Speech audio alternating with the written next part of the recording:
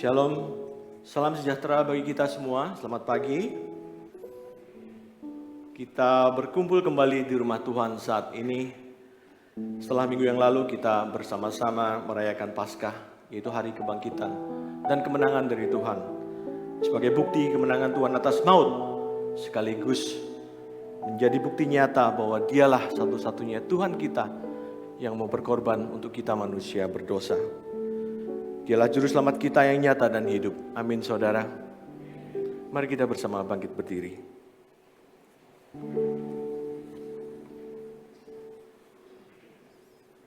Ayat panggilan ibadah pada pagi hari ini terambil dari kitab Mazmur 89 ayat 2 sampai dengan 3. Aku hendak menyanyikan kasih setia Tuhan selama-lamanya. Hendak memperkenalkan kesetiaanmu dengan mulutku turun-temurun. Sebab kasih setiamu dibangun untuk selama-lamanya. Kesetiaanmu tegak seperti langit. Izinkan saya mengulang kalimat pertama, yaitu aku hendak menyanyikan kasih setia Tuhan. Mari kita berikan respon dengan sungguh-sungguh, menaikkan pujian, besar setiamu.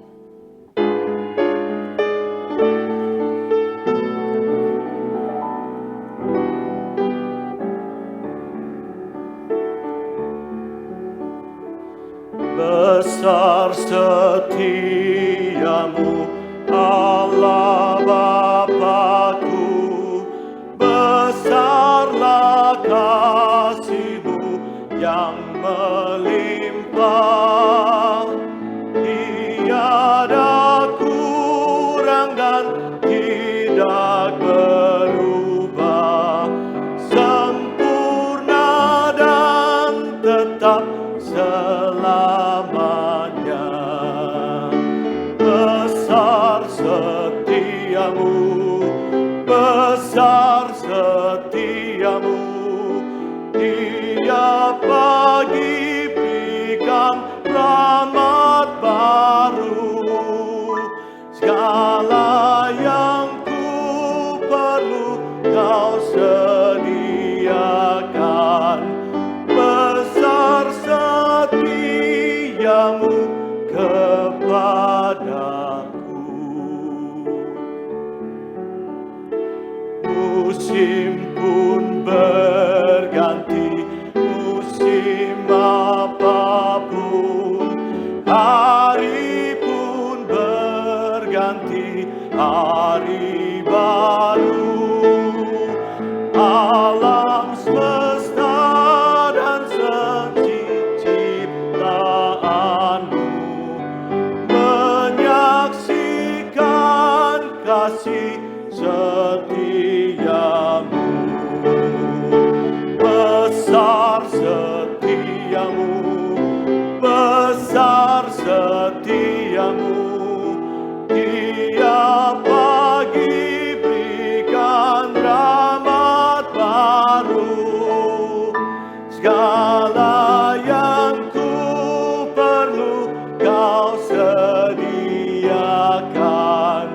Besar setiamu kepadaku. Besar setiamu, besar setiamu, besar setiamu. Tiap pagi berikan rahmat baru. Segala yang ku perlu Kau sediakan. Besar setiamu, besar setiamu, besar setiamu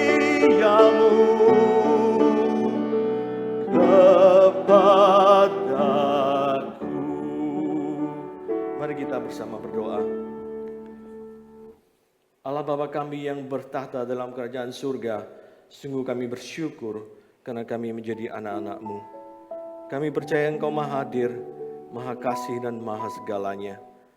Walaupun waktu berlalu begitu saja, namun kasih setiamu sungguh tidak terbatas. Seperti lagu yang kami nyanyikan tadi Tuhan. Penyertaan-Mu dalam keseharian kami sungguh nyata. Hingga saat ini pun kami memiliki kesempatan untuk berada dalam rumah-Mu. bersekutu denganmu. Layakkan puji-pujian kami Tuhan, kami nyanyikan dengan kesungguhan hati kami. Kami mau menyembah-Mu, mendengarkan firman-Mu, agar kami boleh terus Engkau perlengkapi dengan hikmat-Mu. Tuhan pimpin dan sempurnakan seluruh rangkaian ibadah kami, hanya di dalam nama Tuhan Yesus Kristus. Kami berdoa dan mengucap syukur. Amin. Jemaat dipersilakan untuk duduk. Pasti kita semua manusia di dunia ini hidup pasti ada gejolaknya. Tidak selamanya kita mengalami hal-hal yang positif atau yang naik terus. Bahkan mungkin banyak di antara kita yang sering bertanya, mungkin Tuhan sudah meninggalkan kita. Jawabannya tidak. Jawabannya justru Tuhan mau mengingatkan kita, yang Dia inginkan hanyalah kita menghampiri Dia melalui doa, bersekutu dengannya, dan melalui doa itu kita langsung akan mendapatkan satu kemenangan. Kemenangan yang Tuhan janjikan. Entah itu ketenangan, entah itu kesembuhan. Tuhan pasti akan berikan tepat pada waktunya. Ingat, pada saat kita berdoa, disitulah kemenangan sudah terjadi. Mari kita naikkan kemenangan terjadi di sini.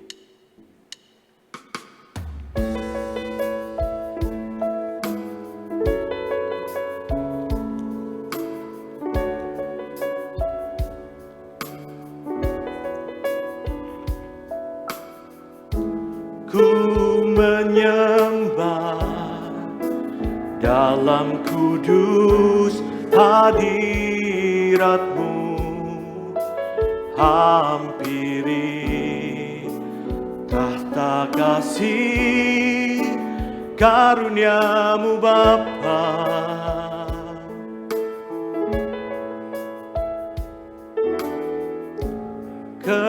Kekuatanku hanya dalam hadirat-Mu, Yesusku.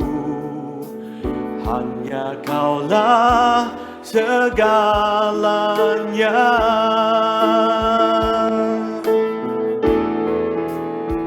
Ku yakin Kau hadir di sini, ku rasakan kuasa yang tak terbatas. Ku yakin Kau nyata di sini, kemenangan terjadi di sini.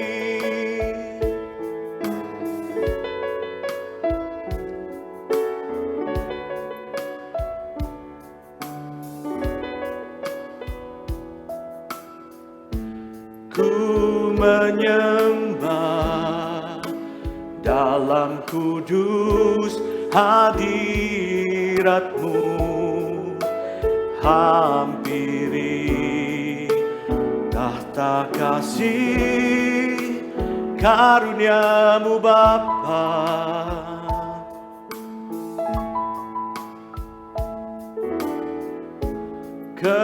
Kekuatanku hanya dalam hadirat-Mu, Yesusku. Hanya Kaulah segalanya. Ku yakin Kau hadir di sini, ku rasakan kuasa yang tak terbatas. Ku yakin Kau nyata di sini, kemenangan terjadi di sini. Ku yakin Kau hadir di sini, ku rasakan kuasa yang tak terbatas. Ku yakin Kau nyata di sini, kemenangan terjadi di sini, ketenangan terjadi di sini, kesembuhan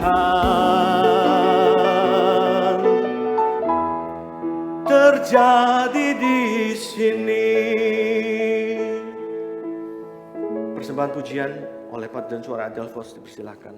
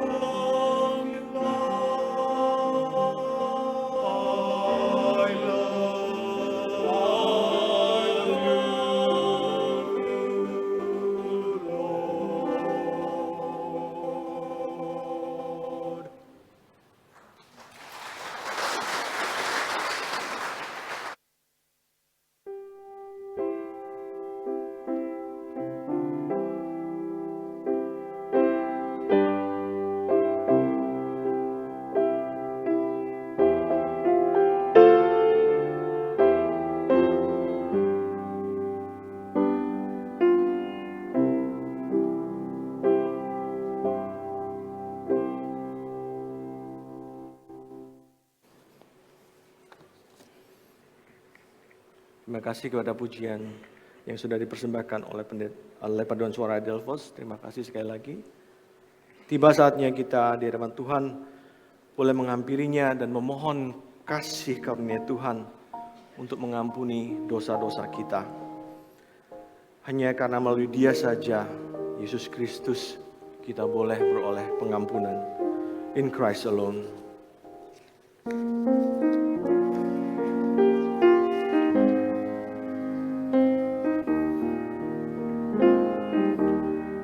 In Christ alone, my hope is found. He is my light, my strength, my song. This cornerstone, this solid ground, firm through the fiercest drought and storm. What heights of love and depths of peace, when fears are still, when striving cease. My comforter, my all in all, here in the love of Christ I stand.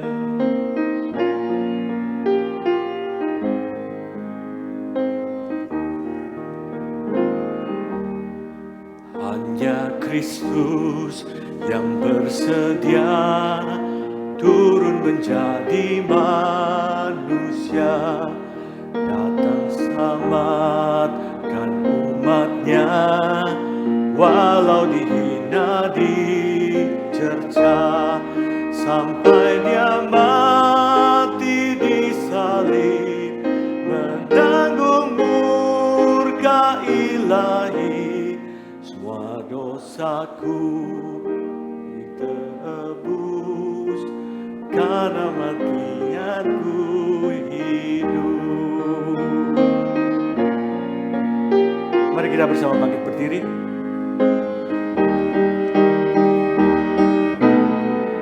Terbaring di makam gelap, tubuh sang terang dunia, hingga tiba hari mulia, dari kubur Dia bangkitlah, bersama Yesus yang menang, dosaku hilang sengatnya.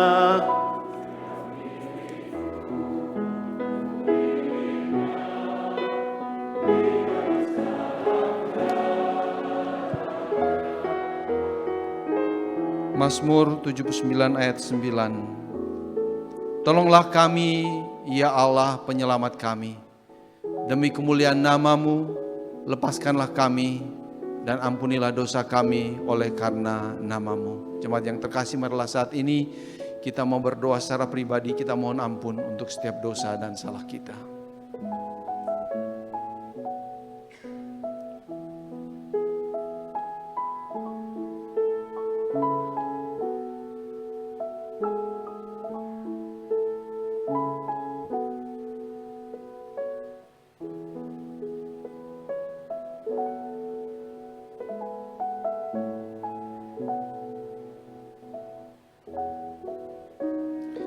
Bapa di surga yang maha murah dan belas kasihan, kami datang di dalam nama Yesus membawa setiap dosa-dosa kami. Kami menyadari akan pikiran kami yang berdosa, kehendak hati kami yang menyeleweng dari jalan-jalan-Mu, perkataan kami yang bersalah, tindakan-tindakan kami yang tidak turut dengan kehendak Tuhan. Seringkali kami jatuh di dalam kesalahan-kesalahan ini, yang kelihatan maupun yang tidak kelihatan. Tapi kami berani datang kepadamu dan mohon ampun, karena ada Yesus Kristus yang sudah mati buat kami semua. Dan Engkau yang setia dan adil, Engkau berjanji akan memberikan pengampunan kepada kami. Bukan hanya pengampunan, tapi juga pengampunan yang memberikan hidup baru, kehendak yang baru, keinginan yang baru. Kami mohon, kiranya Engkau memberikan semua yang baik itu kepada kami, sehingga dalam hidup kami selanjutnya ya Tuhan, kami sungguh-sungguh hidup berkenan kepada Tuhan dalam pikiran kami, dalam kehendak, perkataan dan perbuatan kami, memuliakan Tuhan, dan mendatangkan kebaikan buat orang-orang di sekeliling kami. Bersyukur untuk pengampunan-Mu, bersyukur untuk kesempatan baru, untuk boleh hidup sebagai anak-anak-Mu di dalam dunia ini. Terpujilah nama-Mu, di dalam nama Tuhan kami Yesus Kristus, Allah yang hidup, kami berdoa dan bersyukur. Bapak Ibu yang terkasih, dengarlah janji pengampunan dosa pada pagi hari ini. Ia telah melepaskan kita dari kuasa kegelapan dan memindahkan kita ke dalam kerajaan anaknya yang kekasih. Di dalam Dia kita memiliki penebusan kita, yaitu pengampunan dosa. Bait yang keempat.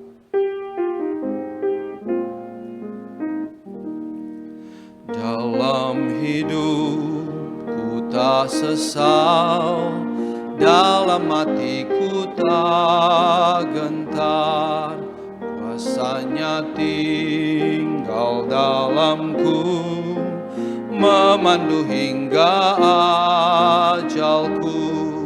Tiada yang dapat pisahkan ku dari tangan kasih-Nya, hingga Dia panggilku pulang, dalam kuasa-Nya ku teguh. Marilah saat ini kita bersama menyatakan pengakuan iman kita seturut dengan pengakuan iman rasuli yang diikrarkan oleh gereja di sepanjang abad dan tempat, dengan suatu pengakuan iman yang berkata demikian. Aku percaya kepada Allah, Bapa yang Maha Kuasa, Khalik langit dan bumi, dan kepada Yesus Kristus, anaknya yang tunggal Tuhan kita, yang dikandung dari Roh Kudus, lahir dari anak darah Maria, yang menderita sengsara di bawah pemerintahan Pontius Pilatus, disalibkan, mati dan dikuburkan, turun ke dalam kerajaan maut, pada hari yang ketiga bangkit dari antara orang mati, naik ke sorga, duduk di sebelah kanan Allah, Bapa yang Maha Kuasa, dan dari sana Ia akan datang untuk menghakimi orang yang hidup dan yang mati. Aku percaya kepada Roh Kudus, gereja yang kudus dan am, persekutuan orang kudus, pengampunan dosa, kebangkitan tubuh dan hidup yang kekal. Amin. Jemaat dipersilakan duduk kembali. Mari kita sama-sama mendengarkan firman Tuhan yang akan dibawakan oleh Guru Injil Susanti.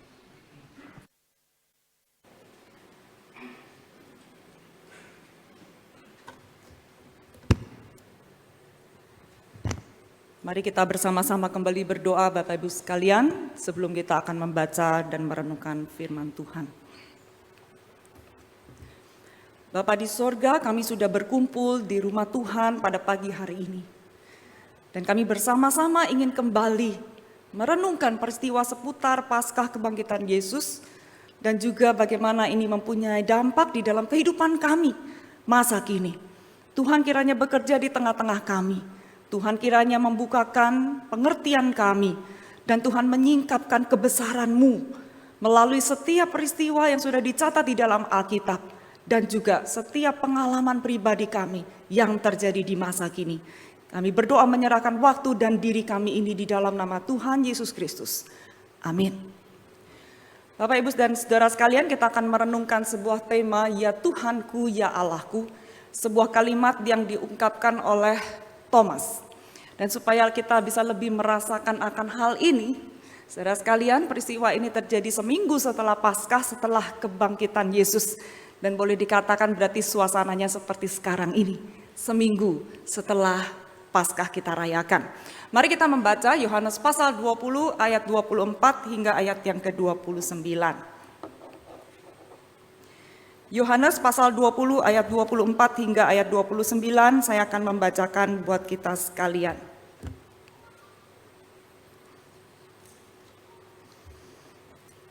Diberi judul di dalam Alkitab kita, Yesus menampakkan diri kepada Thomas. Tetapi Thomas, seorang dari ke-12 murid itu yang disebut Didimus, tidak ada bersama-sama mereka ketika Yesus datang ke situ. Maka kata murid-murid yang lain itu kepadanya, kami telah melihat Tuhan. Tetapi Thomas berkata kepada mereka, sebelum aku melihat bekas paku pada tangannya, sebelum aku mencucukkan jariku ke dalam bekas paku itu, dan mencucukkan tanganku ke dalam lambungnya, sekali-kali aku tidak akan percaya. 8 hari kemudian, seminggu setelah Paskah, murid-murid Yesus berada kembali dalam rumah itu, dan Thomas bersama-sama dengan mereka. Sementara pintu-pintu terkunci, Yesus datang dan ia berdiri di tengah-tengah mereka dan berkata, "Damai sejahtera bagi kamu." Kemudian Yesus berkata kepada Thomas, "Taruhlah jarimu di sini dan lihatlah tanganku. Ulurkanlah tanganmu dan cucukkan ke dalam lambungku, dan jangan engkau tidak percaya lagi, melainkan percayalah." Thomas menjawab Yesus, "Ya Tuhanku dan Allahku." Kata Yesus kepada Thomas, "Karena engkau telah melihat aku, maka engkau percaya. Berbahagialah mereka yang tidak melihat namun percaya." Bapak, Ibu, dan saudara sekalian, sebuah ensiklopedia Alkitab mencoba untuk menggambarkan karakter Thomas berdasarkan kalimat-kalimat yang dia ucapkan yang tercatat di dalam Injil. Pada saat Tuhan Yesus mau kembali ke tempat Lazarus, ketika Lazarus itu sakit dan kemudian meninggal dunia. Di situ ada perbincangan antara murid-murid Tuhan Yesus. Mereka berkata seperti ini, "Rabi, baru-baru ini orang-orang Yahudi mencoba melempari engkau. Masih maukah engkau kembali ke sana?" Nah, disitulah kemudian Tuhan Yesus menjawab, dan kemudian Thomas pun akhirnya nimbrung. Dia berkata demikian. Thomas berkata kepada teman-temannya, murid-murid yang lain, "Marilah kita pergi juga untuk mati bersama-sama dengan dia." Dari kalimat ini di dalam Yohanes 11 ayat 16, nampaknya Thomas adalah murid yang setia. Dia mau bersama-sama dengan Yesus, tetapi sekaligus juga nampak bahwa dia tahu ke sana bakal mati karena ada ancaman dari para pemimpin Yahudi. Tetapi di dalam kaitan dengan kesiapannya dia itu untuk bakal mati, nampak juga sepertinya dia punya keberanian. Artinya bahwa ancaman dari para pemimpin agama yang mungkin akan menyerang Yesus begitu, bagi dia ya sudah tidak apa-apa. Kalau memang harus mati, ya dia siap seperti itu. Jadi ada gabungan antara sikap yang pesimis, tapi satu sisi juga kayaknya kok ada kekuatan untuk berani menghadapi tantangan, dan khususnya ini adalah kondisi-kondisi yang butuh respon cepat langsung begitu. Ada sebuah perbincangan lain di dalam Yohanes pasal 14, ini Tuhan Yesus sedang berbicara mengenai rumah Bapa. Dan Tuhan Yesus itu sedang menjelaskan kepada murid-murid bahwa dia menyediakan tempat bagi mereka, dan nanti mereka akan membawa, Tuhan Yesus akan membawa mereka ke tempat Bapa di sorga. Di tempat di mana Yesus berada, murid-murid pun berada. Nah, bagaimana Thomas merespon? Di ayat yang kelima, Thomas bilang kepada Yesus, "Tuhan, kami tidak tahu kemana engkau pergi. Jadi bagaimana kami tahu jalan ke situ?" Dari kalimat ini ada kesan Thomas agak kurang bisa memahami pengajaran ataupun juga pemberitahuan Yesus mengenai apa yang Yesus akan lakukan di dalam dunia, dan termasuk juga kepergian Yesus kembali kepada Bapa. Lalu tentunya kita melihat yang tadi kita baca, bahwa ketika murid-murid yang lain itu bilang kepada Thomas bahwa mereka melihat Yesus sudah bangkit. Nah, Thomas ini jujur, tulus, apa adanya. Dia mengatakan, kalau saya belum lihat dengan mata saya, bahkan sentuh dengan tangan saya, bahwa ada bekas lukanya Yesus itu di tangan dan di lambung, saya tidak akan percaya. Dan dia sangat yakin dengan prinsipnya. Jadi di dalam kejujurannya dia juga menunjukkan bahwa dia itu punya ketahanan, aku tidak mau percaya kalau saya belum menguji sendiri apa yang kamu ngomong. Dan saya harus bisa melihat sendiri, saya harus bahkan menyentuhnya. Di dalam Alkitab dikisahkan bahwa Maria Magdalena tidak boleh menyentuh Yesus. Ya, Yesus mengatakan jangan sentuh aku mau kembali kepada Bapa. Ini Thomas lebih dari itu. Enggak cukup cuma lihat, saya mesti pegang. Nah, Bapak, Ibu, dan saudara sekalian, tetapi dari Thomas yang demikian juga muncul sebuah perkataan yang menyerukan tentang siapa Yesus itu sebagai Tuhan dan Allah. Spontanitas dan kejujurannya ini memunculkan juga pengakuan iman yang sangat jujur, yang apa adanya, yang dia tidak sempat memanipulasi ataupun membuat karangan. Spontan diucapkan, ya Tuhanku, ya Allahku. Dan ini adalah apa yang memang jati diri Tuhan Yesus sedang dijelaskan di dalam Injil Yohanes. Dia yang adalah firman, yang adalah Allah, turun menjadi manusia dan menjadi Tuhan dan Juru Selamat. Bapak Ibu dan Saudara sekalian, ini rangkuman tentang siapa Thomas. Dan kita belajar tentang Thomas ini dan bagaimana Tuhan Yesus menyikapi permintaan atau keinginan Thomas, maka kita juga bisa belajar sesuatu hal yang baik, beberapa hal mungkin ya, yang baik yang kita bisa lihat tentang Yesus itu sendiri. Jadi kita bukan belajar Thomasnya saja, tetapi kita melihat bagaimana Yesus yang kemudian merespon dan menjumpai Thomas. Bapak Ibu dan Saudara sekalian, Thomas tidak langsung dapat menerima berita yang disampaikan oleh para murid yang lainnya. Tetapi rupanya dia tetap mau bersama-sama kumpul dengan para rasul itu. Keraguannya tidak membuat dia kemudian meninggalkan kelompok ini dan membuang semua yang dia sudah alami bersama dengan para murid dan bersama Yesus. Dia masih kumpul, masih bareng-bareng, dan kira-kira dalam jarak seminggu itu kemudian, ketika semua orang sebetulnya tidak mengharapkan Yesus kembali menampakkan diri, maka Yesus hadir khusus untuk Thomas. Saudara sekalian, seakan-akan Yesus itu enggak mau satu muridnya ini kehilangan kesempatan ataupun keyakinannya. Dan Tuhan Yesus menjawab tantangan Thomas untuk bisa melihat dan bahkan menyentuh bekas luka di tubuh Yesus. Saudara sekalian, dalam beberapa kesempatan saya pernah ngobrol-ngobrol dengan rekan hamba Tuhan mengenai tubuh kebangkitan. Sebetulnya pada saat Tuhan Yesus itu dalam proses penganiayaan, hampir seluruh tubuhnya itu rusak dan hancur. Dan kita memang belum pernah punya gambaran yang sangat fix ya tentang hal ini, tetapi orang berusaha untuk menafsirkan dan diwujudkan di dalam film. Dan bahkan yang mungkin paling mengerikan memang yang semuanya itu kayaknya hancur dan berdarah-darah.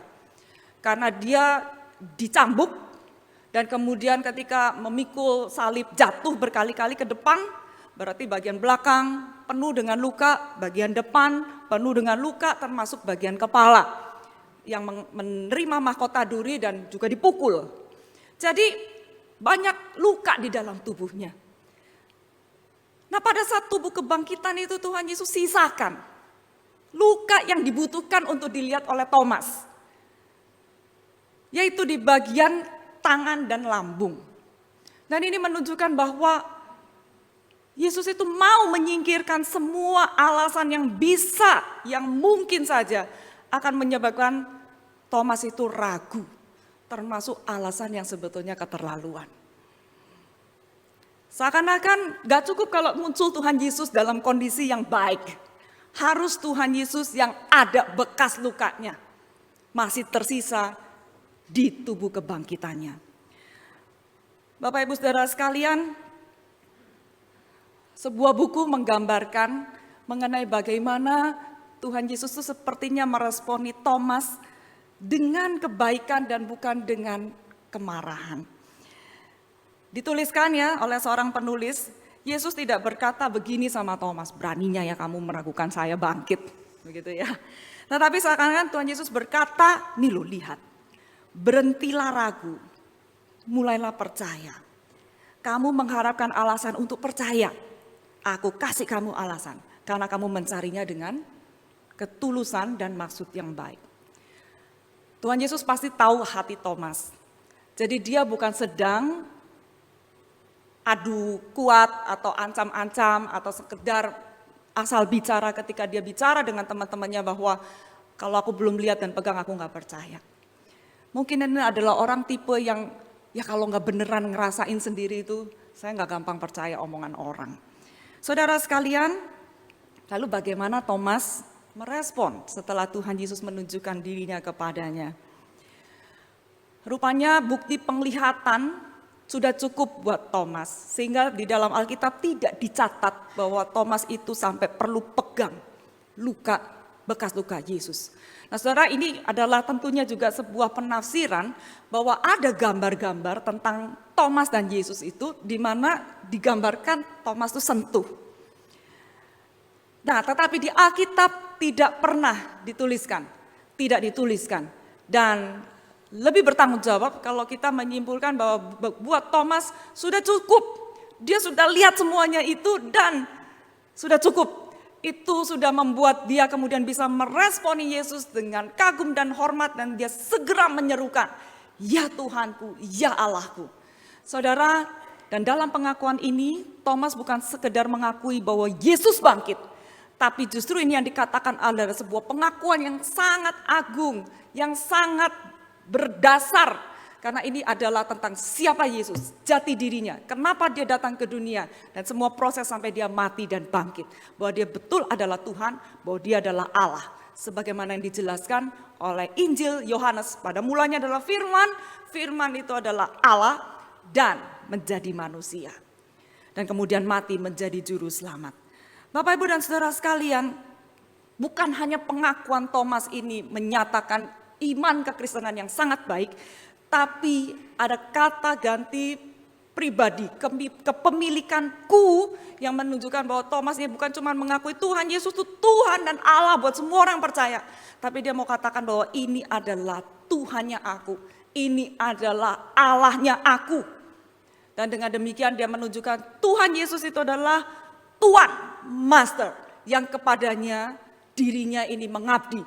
Dia adalah milik dari Yesus dan dia adalah Allah yang patut untuk menerima sembah dan pengabdiannya. Bapak, Ibu, dan saudara sekalian, kalau kita memperhatikan peristiwa ini, memang secara umum orang itu mengingat Thomas sebagai Thomas yang ragu.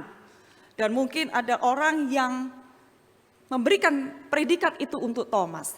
Tapi bagi saya, ini adalah masa di dalam kehidupan Thomas. Dia pernah ragu. Tapi setelah dia berjumpa dengan Yesus, dia diubahkan luar biasa. Karena tidak dicatat di dalam Alkitab memang apa yang Thomas lakukan sisa hidupnya. Tapi sebuah tradisi menjelaskan bahwa dia melakukan pemberitaan Injil. Ada yang memperkirakan dia di daerah Mesopotamia Utara, atau dia melayani ke India dan dia mati martir di sana. Jadi apa yang Thomas alami ini mengubah dia, dan sebetulnya catatan Alkitab hanya berhenti dalam masa dia bertemu Yesus, tapi dia kemudian mempunyai kehidupan yang berkemenangan sampai akhir hidupnya. Nah Bapak, Ibu, saudara sekalian, setelah Thomas mengatakan hal ini, kemudian Tuhan Yesus juga mengungkapkan satu kalimat yang bagus sekali. Yaitu Tuhan Yesus berkata kepada Thomas, "Kamu percaya karena kamu melihat." Lalu kemudian Tuhan Yesus mengatakan kepada yang lain, kepada kita yang membaca catatan Thomas pada masa kini ya, "Berbahagialah mereka yang tidak melihat namun percaya." Tuhan Yesus ingin mengatakan bahwa akan ada waktunya tidak ada lagi orang yang bisa melihat bukti penglihatan dan bukti sentuhan ini. Tidak bisa lagi punya pengalaman seperti Thomas.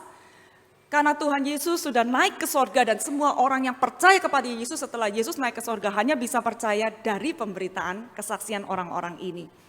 Tetapi kepada kita bisa berbagian di dalam pengakuan iman Thomas ini. Kita bisa sama-sama punya pengalaman iman lewat kesaksian Thomas ini. Dan iman yang demikian bukan kalah kualitas dan juga sukacitanya juga tidak kalah ketika dibandingkan. Bapak, Ibu, saudara sekalian,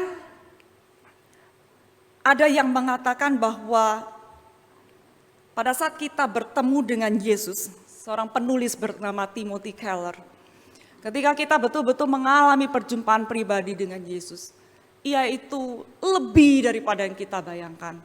pengalaman itu akan membuat kita rasanya sangat terpenuhi pengharapan ataupun juga kerinduan kita. Contoh Thomas tadi, waktu dia sudah bertemu dengan Yesus, dia sudah gak kepengen lagi itu sentuh lagi ya. Itu dia sendiri yang bikin kondisi, persyaratan. Tapi pada waktu dia ketemu Yesus, bagi dia, sudah terlalu luar biasa. Meskipun dia sendiri bikin persyaratan mau pegang, lihat dan pegang. Pada saat itu udah itu tidak perlu lagi. Sudah mengalami dan dia sudah sangat yakin. Dan itu adalah pengalaman yang terjadi. Yang betul-betul real terjadi antara seseorang yang berjumpa dengan Yesus. Saudara sekalian, mungkin saja orang tuh kadang punya harapannya itu ya agak-agak kurang kuat gitu ya.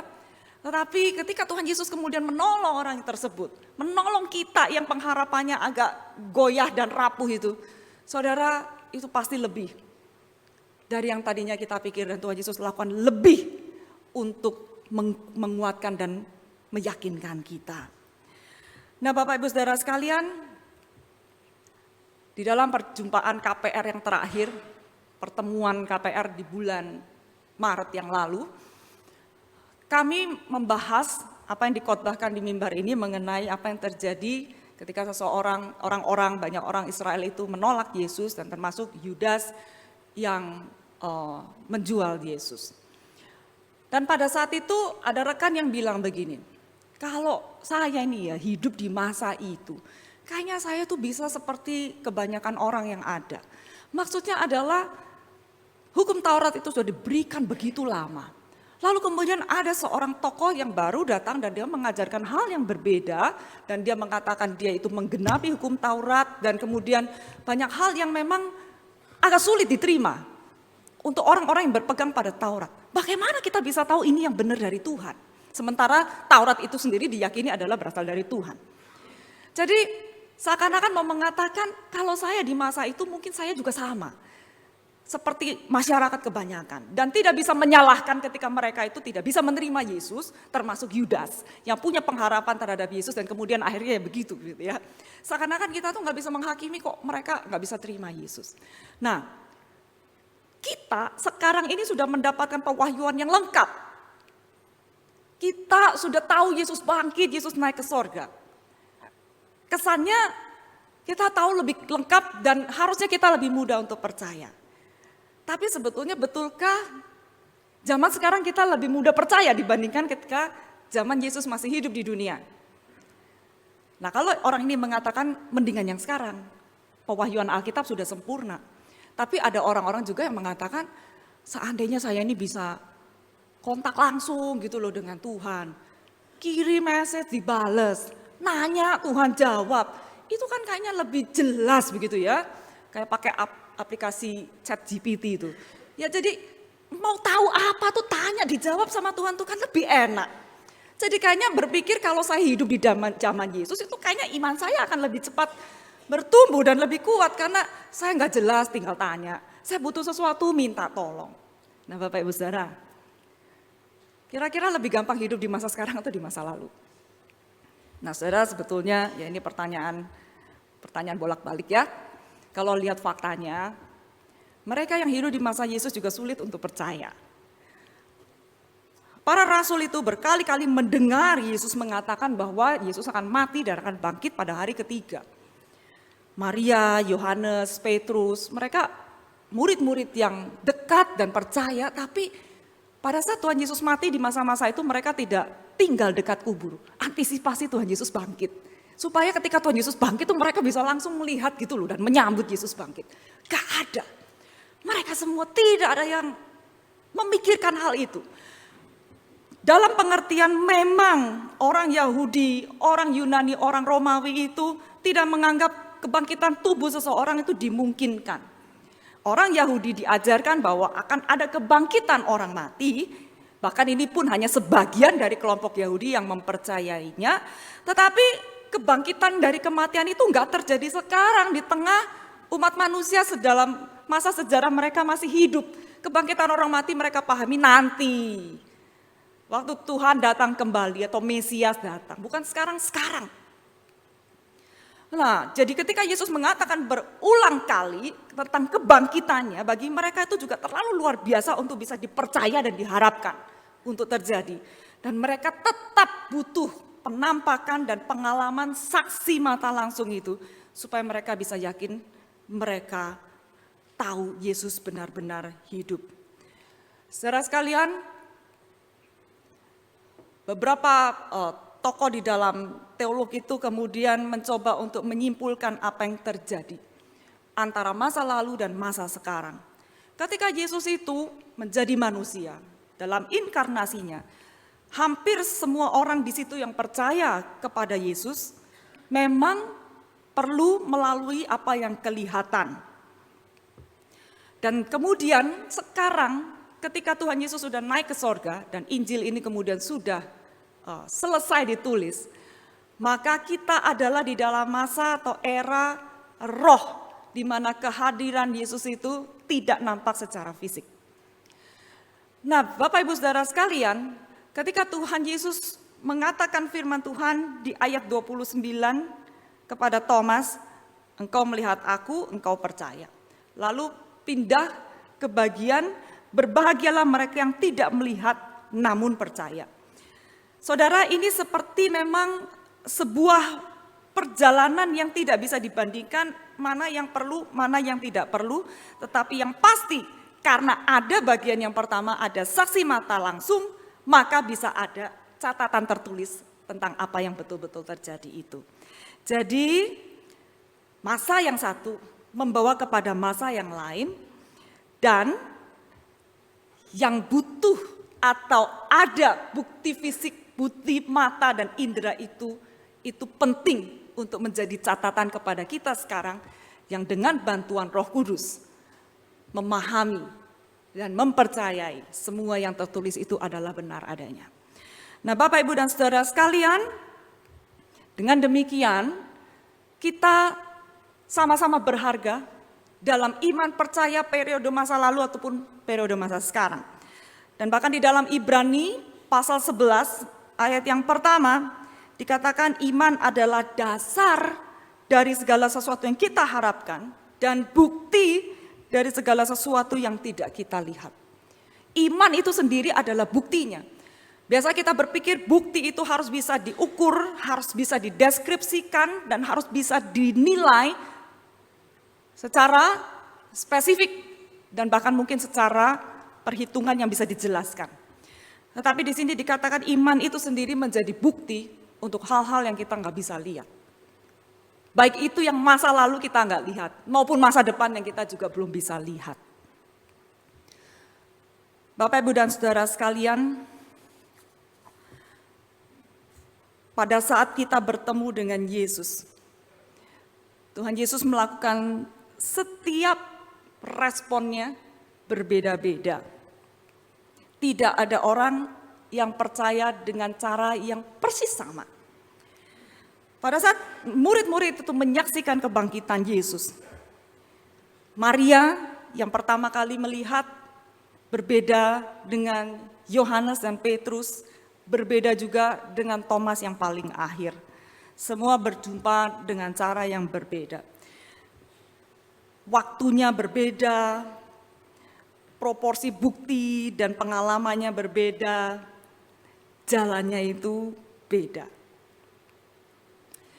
Jadi kita tidak bisa berkata satu kepada yang lain, kamu harus ngalamin seperti saya, atau saya harus ngalami seperti dia.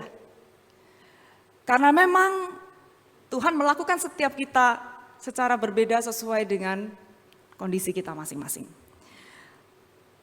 Di dalam era Paskah, Jumat Agung Paskah tahun lalu ada satu masa, satu scene yang saya sangat suka sekali pada saat tayangan demi tayangan itu ditampilkan ya. Baik dalam minggu-minggu sebelum sebagai publikasi ataupun juga di hari H, saya agak lupa persisnya yang mana. Tapi ada satu scene, satu adegan yang saya suka sekali, yang saya kayaknya belum pernah lihat sebelumnya. Apa saya kurang memperhatikan film Yesus atau memang yang ini saya belum nonton begitu. Jadi ada gambaran ketika Petrus dan Yohanes itu melihat ke kubur Yesus. Di situ kan mereka belum bertemu dengan Yesus yang bangkit, cuman mereka melihat kuburnya kosong. Lalu digambarkan Yohanes itu kemudian keluar dari kubur, dia memandang ke atas dan wajahnya itu tersenyum. Cerah begitulah ya. Nah, sama di Alkitab kan tidak pernah ada ekspresinya. Jadi ini juga sebuah penafsiran, tapi buat saya itu momen itu indah sekali dan saya bisa lihat itu aja saya sudah bisa terharu sampai saya bisa nangis. Cuma nonton sebentar beberapa detik begitu ya. Karena menunjukkan Yohanes itu gak perlu loh ketemu Yesus yang bangkit, tapi dia yakin sekali. Yesus ini bangkit, ini bukan mayatnya diambil orang kayak apa, dia beneran bangkit. Jadi dia belum bertemu dengan Yesus tapi dia melihat kubur kosong. Dia mengarahkan pandangan ke langit dan di film itu digambarkan dia tersenyum. Aduh, saya senang sekali dengan adegan tersebut. Nah, Bapak, Ibu, dan Saudara sekalian, saya sendiri punya pengalaman yang mungkin tidak elit untuk diceritakan, tapi ini berharga buat saya. Ini saya bukan lagi jualan saripati ikan, fish essence ya, tetapi saya bersentuhan dengan saripati ikan ini kira-kira Februari tahun 2017. Pada saat itu suami saya mengalami patah di bagian kaki dekat dengan pergelangan kaki dan proses pemulihannya cukup lama. Setelah dioperasi terus kemudian sempat darahnya itu enggak segera kering bekas lukanya begitu ya. Jadi bolak-balik ke dokter dan sebagainya dan sampai itu beres sama sekali ada butuh waktu cukup lama. Lalu kami tinggal di tempat tinggal di rumah yang kamar kami posisinya di atas yang dekat dengan kamar mandi. Jadi tetap lebih nyaman stay di sana daripada pindah ke kamar di bawah. Karena suami saya kan susah berpergerakan jadi kalau mau kamar mandi mending yang dekat. Ya, jadi dengan demikian saya banyak beraktivitas naik turun. Dan terutama kalau memang harus kontrol ke dokter itu, perjuangan itu turun dari tangga bagaimana caranya ya, tidak boleh menyentuh kaki yang sakit. Jadi cuman boleh satu kaki diajarin sama dokternya untuk ngesot begitu. Naik ngesot, turun ngesot gitu ya. Nah, biasa orang habis operasi makan ikan gabus atau minum ini. Sampai suatu masa suami saya udah nek-nek. Jadi ya saya ikutan makan. Nah, Bapak Ibu Saudara sekalian, entah kenapa ini kemasan botolnya ikan itu ya, essence ikan ini itu kemasannya tidak mudah dibuka. Mana cairannya penuh, bukanya pelan-pelan, kalau kekencengan nanti tumplek begitu, tapi bukanya susah. Jadi kadang-kadang saya nggak bisa buka, suami saya nggak bisa buka, kadang mesti usaha beberapa kali. Kadang-kadang saya bawa ke gereja, di gereja banyak hamba Tuhan cowok, saudara kamu bisa buka nggak? Buat iseng-iseng. Kadang orang kesekian, setelah dicoba satu, dicoba kedua, baru orang kesekian baru bisa buka. Suatu kali saya dalam kondisi lelah, saya kemudian mau minum nih ya, fish essence ini, dan kalau orang lagi lelah apa juga jadi salah. Jadi saya tuh kesel sekali, ini orang bikin kemasan kok jelek banget sih. Bukannya bikin yang gampang gitu loh biar bisa dibuka. Saya kesel sekali tapi saya mau minum. Jadi saya tetap berusaha kan dalam kekesalan saya dan jengkel dan marah. Ternyata tutupnya bisa dibuka. Nah Bapak Ibu Saudara sepele ya. Tapi entah bagaimana pada saat itu tuh saya merasa kayak dapat hikmat gitu loh dari Tuhan gitu ya. Kamu nih jangan ngomel-ngomel, Tuhan aja tolong kamu bukain tutupnya botol yang setengah mati itu gitu.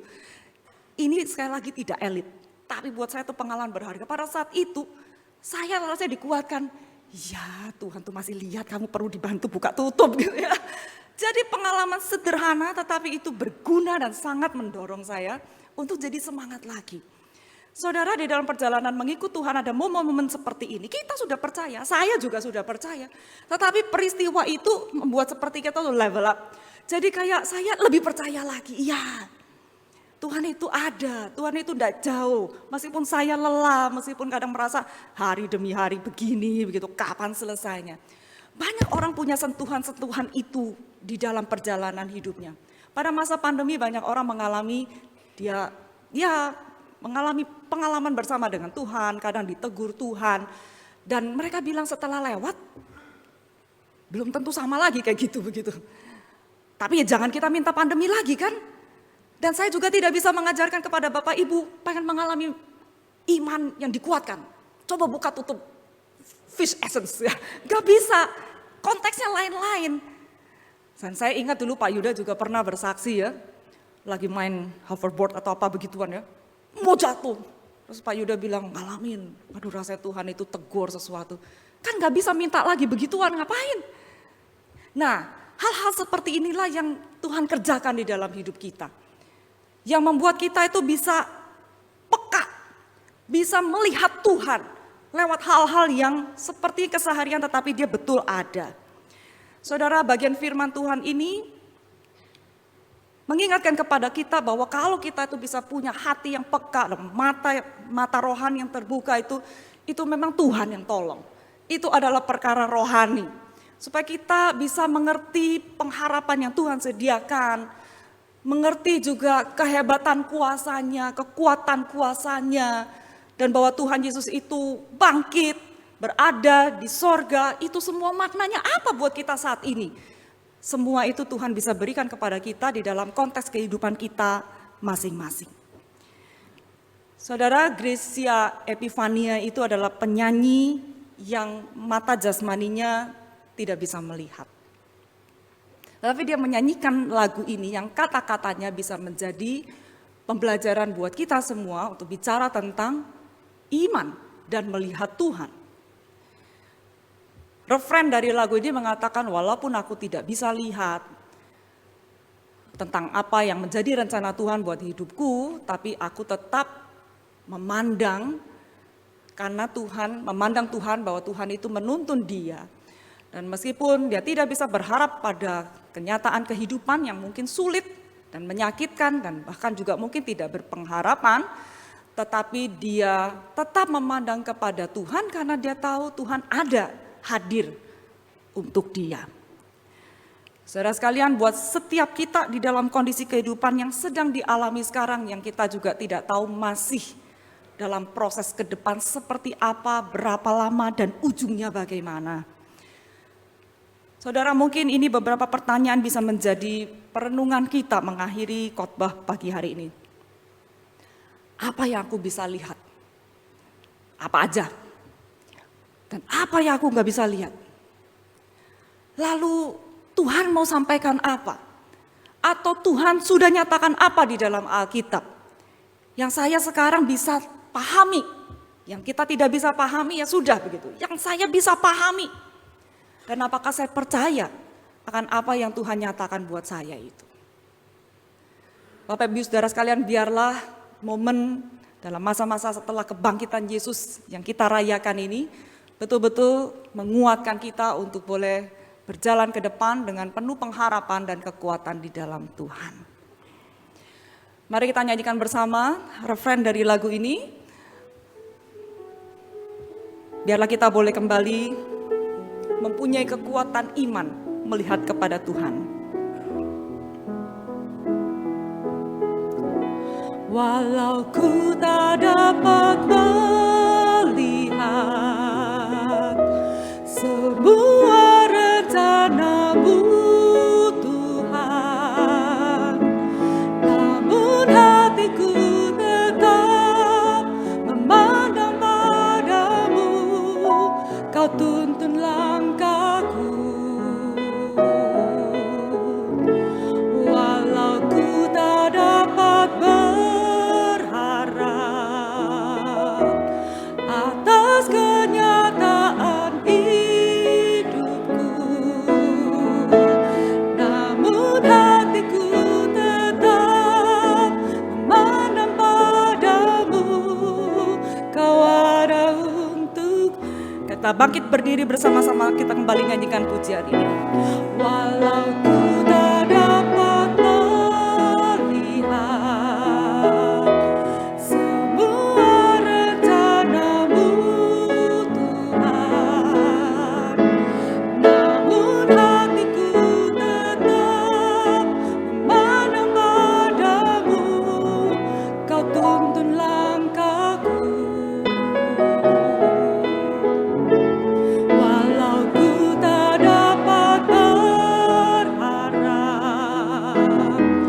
atas kenyataan hidupku, namun hatiku tetap memandang padamu, Kau ada untukku. Mari kita bersama-sama berdoa. Sekali lagi kami mengucap syukur untuk kesaksian kehidupan Thomas yang kepadanya Tuhan Yesus khusus datang untuk menguatkan kebimbangan dan keraguannya. Dan kami percaya bahwa Engkau rindu kami semua di sini yang hadir, juga punya keteguhan iman dalam setiap perjalanan kehidupan kami. Masa-masa yang sulit itu mungkin menjadi kesempatan Tuhan menyatakan dirimu lebih dari sebelumnya, dan membuat kami boleh melihat hal-hal yang sebelumnya kami tidak lihat. Tuhan mau nyatakan makin hari makin banyak, dan itu memperkuat iman kami, memupuk kedalaman rohani kami, supaya kami bisa terus mengumandangkan seruan kami, Engkau adalah betul Tuhan kami, Engkau adalah Allah kami. Topanglah kami dalam setiap perjalanan kehidupan kami, sebagai komunitas GKI Puri Indah, dan juga sebagai pribadi lepas pribadi. Di dalam nama Tuhan Yesus Kristus kami sudah berdoa. Amin. Silakan duduk jemaat sekalian.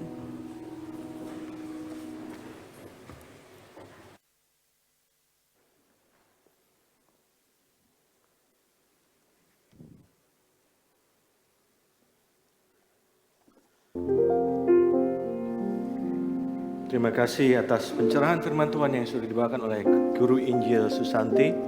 Sekarang tiba saatnya kita akan masuk dalam persembahan. Persembahan dapat dilakukan melalui QR Code yang sudah terpampang di layar. Saudara-saudari sekalian boleh mengambil momen saat ini untuk memberikan persembahan.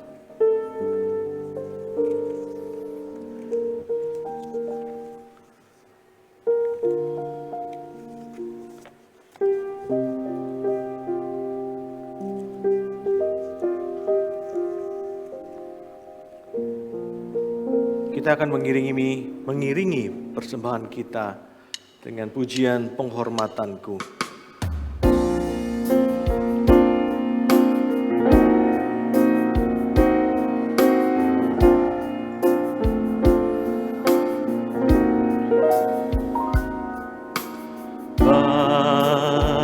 Bagaimanakah ku ucap syukur padamu, aku tak layak, namun kau mengasihi daku.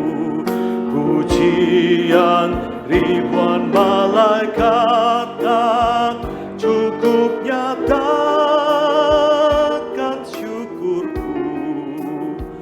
Aku jadi sebagaimana diriku, semua itu karyamu.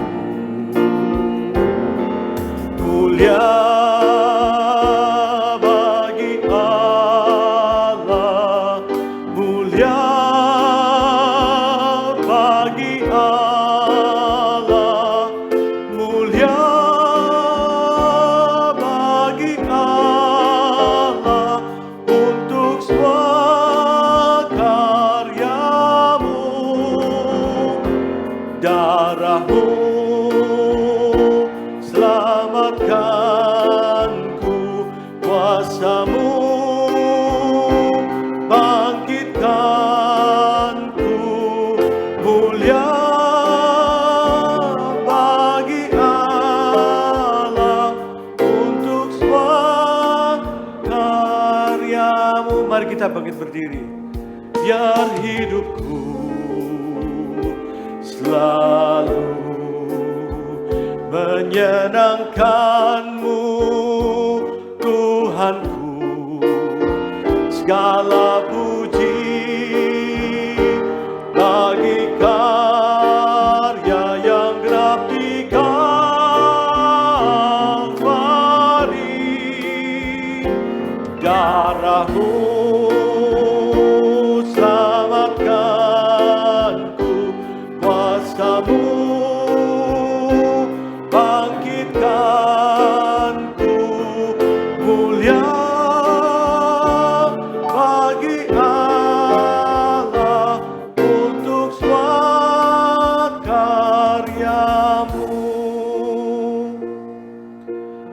Ya Allah, sumber berkat kasih setiamu sungguh tidak berkesudahan di dalam kehidupan kami. Terima kasih Tuhan, dan berkati persembahan kami ini ya Allah, serta pakailah gerejamu untuk mengelolanya. dalam kebenaran dan kasih, untuk menghadirkan kehidupan di tengah masa-masa yang tidak menentu seperti ini Tuhan, sehingga karya-Mu yang ajaib menjadi nyata dan nama-Mu terus dimuliakan sekarang dan selama-lamanya. Hanya di dalam nama Tuhan Yesus Juru Selamat kami yang hidup, kami landaskan doa ini. Amin.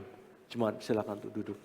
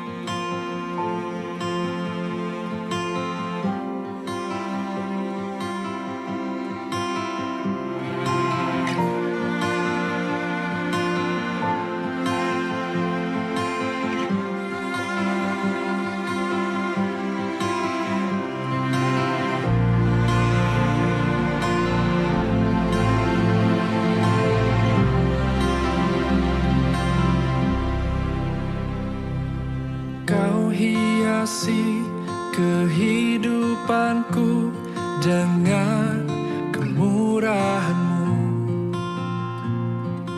Kau rancangkan masa depanku penuh dengan harapan. Aku ada saat ini, semuanya karena kasih-Mu. Aku hidup hari ini, semua berkat kemurahan-Mu. Terima kasih Yesus, Engkau sangat baik, teramat baik bagiku.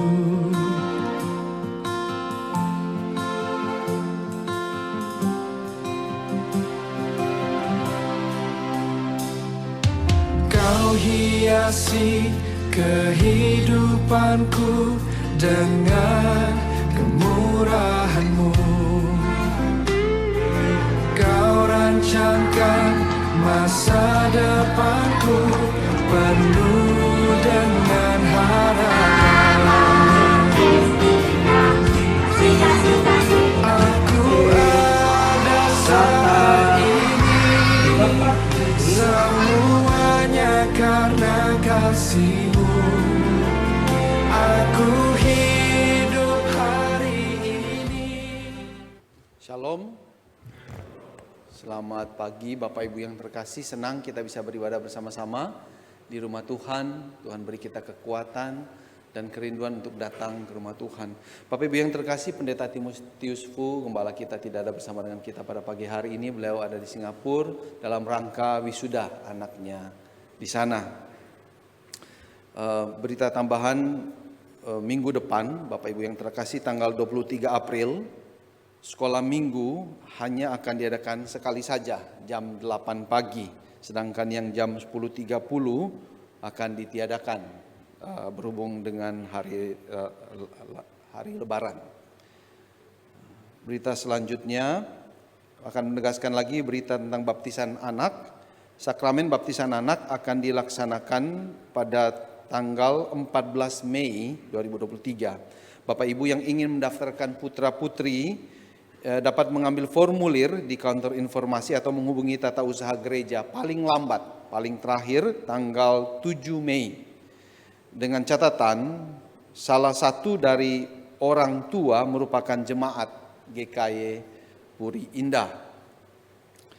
Berikutnya berita duka cita, telah berpulang ke rumah Bapa di surga Ibu Teresia Marta Kase, usia 64 tahun. Almarhumah adalah mama dari guru Injil Anika Leba, atau mama mertua dari guru Injil Tosa Waduwu, nenek dari Jensen Maduwu pada hari Rabu tanggal 12 April dan telah dimakamkan pada hari Jumat tanggal 14 April di Kupang. Kiranya Tuhan memberi penghiburan kepada keluarga yang ditinggalkan. Bapak Ibu sekalian, apakah baru ada yang baru pertama kali beribadah bersama-sama di tempat ini? Mungkin yang di atas, kalau baru pertama kali bisa mengangkat tangan supaya kita bisa menyambut bersama-sama. Ya, yang di bawah, apakah ada yang baru pertama kali? Oke, mari kita sambut. Terima kasih Ibu bisa beribadah bersama dengan kami di tempat ini. Semoga Tuhan berkati, dan kalau memang belum ada tempat beribadah yang tetap, bisa beribadah di tempat ini setiap minggunya. Oke Bapak Ibu, mari kita bangkit berdiri. Mari kita menyapa saudara seiman kita di kiri kanan. Kiranya damai Kristus bersama-sama dengan kita semua. Mari kita tundukkan kepala kita berdoa bersama-sama. Kami bersyukur memiliki Allah yang begitu mengasihi kami, memperhatikan setiap keperluan pribadi, lepas pribadi yang bermacam-macam jumlahnya, dan Kau datang dengan cara yang unik sesuai dengan keadaan kami untuk menumbuhkan iman kami, supaya kami semakin percaya kepadamu. Sungguh Engkau Allah yang setia dan penuh kemurahan. Kami menyerahkan setiap pergumulan-pergumulan yang kami sedang alami saat ini, dimanapun kami berada, baik itu mungkin di keluarga kami, baik di tempat kerja kami, dalam pergaulan kami, dimanapun kami menyerahkan pergumulan ini ke dalam tangan Tuhan yang Maha Kuasa dan penuh dengan belas kasihan. Kami minta pertolongan daripadamu ya Tuhan, karena dalam pergumulan ini nyata bahwa kami tidak mampu, nyata bahwa kami lemah, dan kami membutuhkan kekuatan daripada Tuhan. Kiranya Engkau mengulurkan tangan-Mu dan menyatakan kuasa pertolongan-Mu di dalam setiap pergumulan kami ini, dan buka mata kami untuk melihat dan menyadari bahwa Engkau campur tangan dan Engkau mau menyelesaikan setiap pergumulan kami ini. Kami bersyukur memiliki Allah seperti Engkau. Kami juga mau mengingat sama saudara sebangsa setanah air kami yang sebentar lagi akan mudik pulang ke kampung halamannya.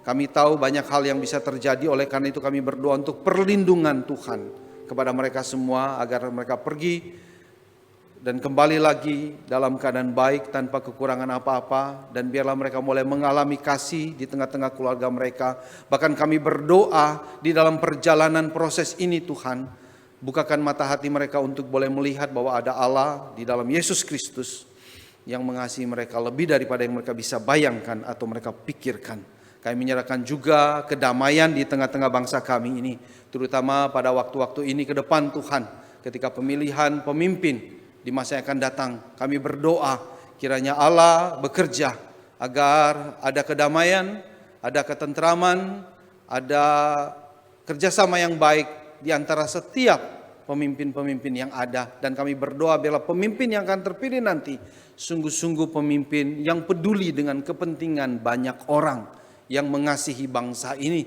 sehingga mereka bekerja bukan untuk kepentingan golongan atau pribadi, tapi sungguh untuk kepentingan bangsa ini, untuk kemajuan bangsa kami, untuk segenap warga negara bangsa Indonesia. Kami juga menyerahkan iman setiap kami di tempat ini. Kiranya Tuhan menumbuhkan iman kami semakin kuat, percaya kepada Tuhan Yesus Kristus Allah kami yang hidup, bekerja di dalam segala sesuatu. Tidak lagi bergantung kepada kemampuan kekuatan pribadi, tapi sungguh bergantung kepada Tuhan. Biarlah firman yang kami baca sungguh-sungguh menambahkan iman kami, menambahkan kekuatan kami, menambahkan kepercayaan kami kepada Tuhan di dalam seluruh area kehidupan kami. Kami bersyukur memiliki Allah seperti Engkau. Terpujilah nama-Mu ya Tuhan. Di dalam nama Tuhan Yesus Kristus kami sudah berdoa. Amin. Doksologi. Puji Allah Bapa Putra, puji Allah Roh Kudus, ketiganya yang esa, pohon selamat, sumber berkat.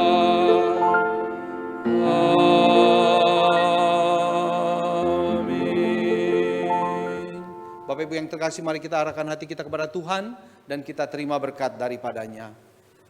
Kasih karunia dari Tuhan Yesus Kristus yang sudah mati dan bangkit bagi kami semua, cinta kasih Allah yang tidak berhingga, dan persekutuan bersama dengan Roh Kudus senantiasa menopang, memimpin kehidupan kami, mulai hari ini sampai selama-lamanya. Amin.